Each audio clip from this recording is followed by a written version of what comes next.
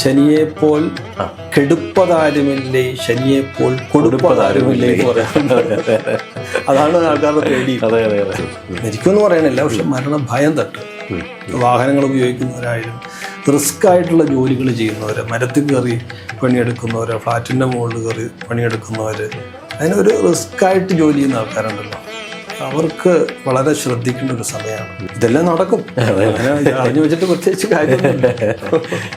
അതുകൊണ്ട് അതുമായിട്ട് റിലേറ്റഡായിട്ട് ചെയ്യാൻ പറ്റുന്ന പൂജാസ്തുതി പ്രണതഭരം ഒതിതാഗ്രഹാസ്തയെ ഈ 2.5 വർഷം ഈ 3 ആളുകാർക്ക് ഒന്നും ചെയ്യാൻ പാടില്ല എന്ന് പറയാൻ നമുക്ക് സാധിക്കില്ല. പ്രാക്ടിക്കൽ ലൈഫിൽ വലിയ ബുദ്ധിമുട്ടാണ്. ഈ ശനി മുമ്പേ പറഞ്ഞതുപോലെയാണ്, കൊടുപ്പതാരുമില്ലേ എന്നുള്ള ഫലത്തിലേക്ക് വരും. ശരി, എനിക്ക് ശനിദശയിലാണോ അല്ലെങ്കിൽ ശനിയുടെ മാറ്റത്തിലാണല്ലോ ഇങ്ങനെയൊക്കെ നല്ല കാര്യങ്ങൾ സംഭവിച്ചത് എന്ന് പറയാൻ പറ്റും. ശനിയുടെ മാറ്റം തിരുവല്ല 2025 എല്ലാവരും ഏറ്റവും കൂടുതൽ ആഗ്രഹിക്കുന്നതാണ് അവരുടെ ഒരു ജീവിതത്തിലെ ഒരു ചേഞ്ചസ്.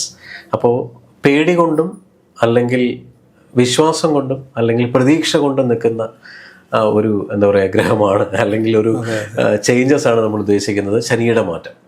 ഈ 29-ാം തീയതി ഓൾറെഡി ഈ പറയുന്ന സാറ്റേൺ ട്രാൻസിറ്റ് കഴിഞ്ഞു. എങ്ങനെയായിരിക്കും 2025 അത് സാധാരണപ്പെട്ട ജനങ്ങളെ ബാധിക്കുക ഒന്ന് പറയാമോ? സാധാരണ പറയാറുണ്ട്, ശനിയെപ്പോൽ കെടുപ്പതാരുമില്ലേ, ശനിയെപ്പോൽ കൊടുപ്പതാരുമില്ലേ എന്ന് പറയാറുണ്ട്. അതാണ് ആൾക്കാരുടെ പേടി.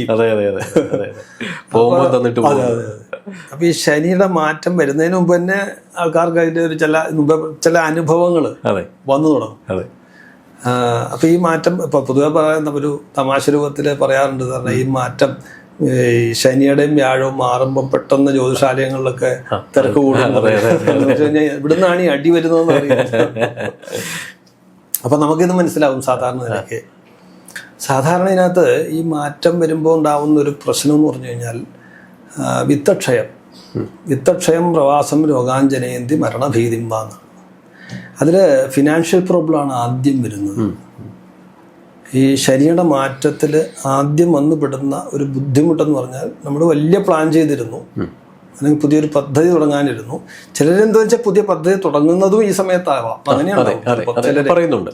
ഈവൻ കല്യാണം നടക്കുന്നത്, വീട് പണിയുന്നത് പറയുന്നുണ്ട്. അതൊക്കെ പിന്നെ പോസിറ്റീവ് ആക്കി എടുക്കാം, വീടിന്റെ ഇതാണെങ്കിലും ഒക്കെ.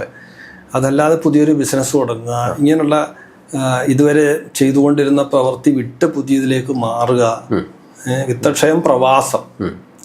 അപ്പോൾ വളരെ കാലം നമ്മൾ ജീവിച്ചുകൊണ്ടിരുന്ന മണ്ണ് വിട്ട് വേറെ സ്ഥലത്തേക്ക് പോവാം, ജോലി അവിടെ നിന്ന് നമുക്ക് റിസൈൻ ചെയ്ത് വേറെ സ്ഥലത്തേക്ക് പോവാം.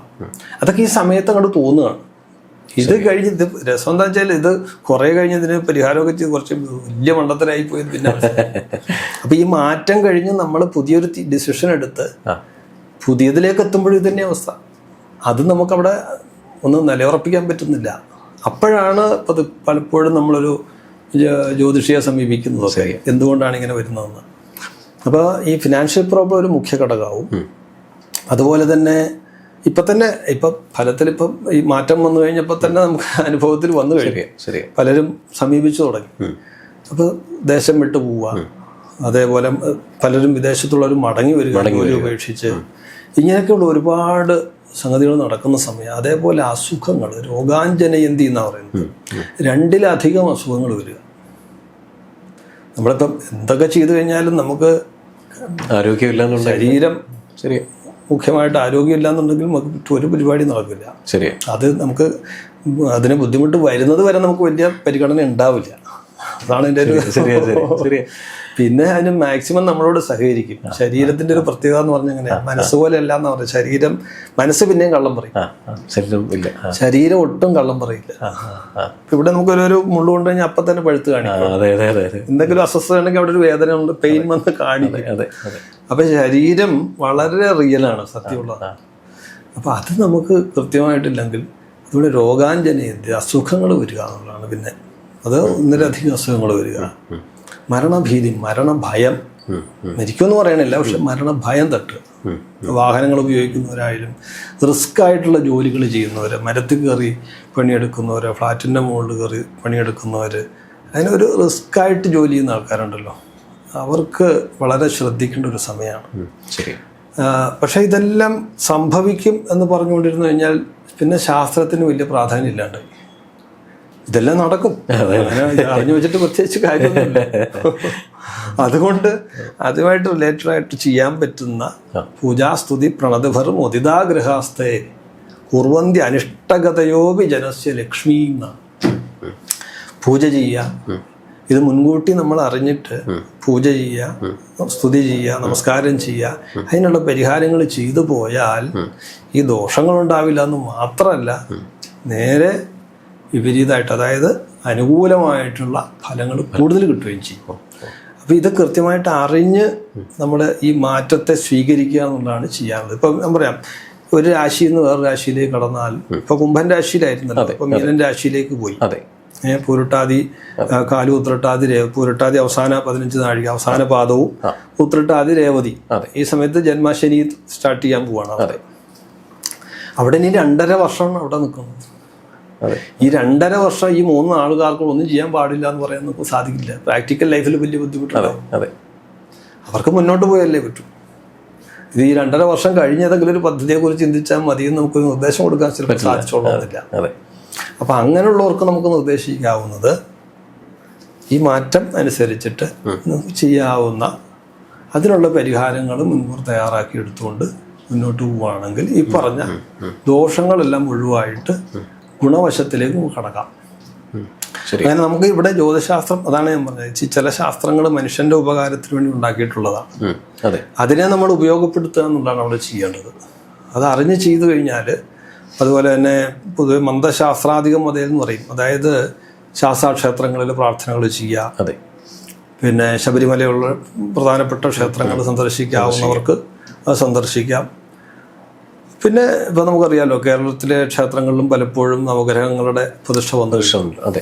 അപ്പം അവിടെയും ചെയ്യാവുന്ന ഗ്രഹപൂജകൾ ചെയ്യാം, അതൊക്കെ ചെയ്യാൻ പറ്റും. അങ്ങനെയുള്ളതൊക്കെ ചെയ്തു കഴിഞ്ഞാൽ, അതുപോലെ എണ്ണ സമർപ്പണം ചെയ്യാം. എള്ള് തിരിയേക്കാൾ എണ്ണ ആയാൽ കുറച്ചും കൂടിയുള്ള ഗുണം എന്ന് വെച്ചാൽ, ഈ തിലത്തിൽ നിന്ന് എടുക്കുന്നതാണല്ലോ. തിലം എന്ന് പറയുന്നത് ശനിയുടെ ധാന്യമാണ്. അതിൽ നിന്ന് എടുക്കുന്ന ദ്രവ്യമാണ് ഈ എണ്ണ.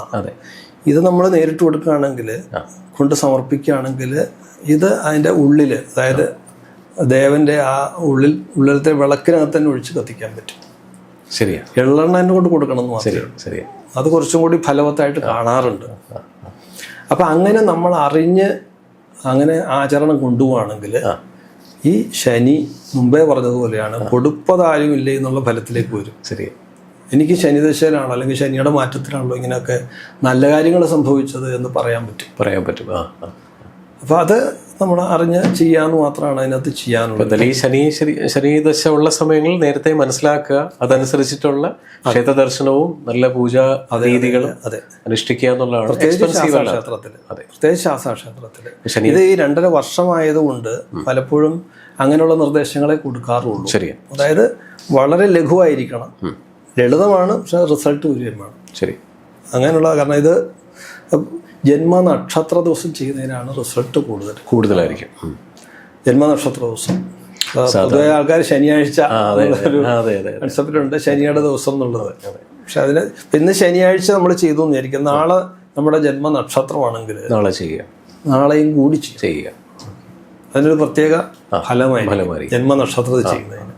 എന്നാലും എല്ലാവർക്കും നല്ലത് മാത്രം വരട്ടെ. ഈ ശനിയെ പേടിക്കേണ്ടതില്ല. അപ്പം തിരുമേനി പറഞ്ഞ പോലെ അതനുസരിച്ചിട്ട് പ്രീതിപ്പെടുത്തുകയാണെന്നുണ്ടെങ്കിൽ പൂർണ്ണമായിട്ടും നല്ല റിസൾട്ടായിരിക്കും നമുക്ക് വരിക.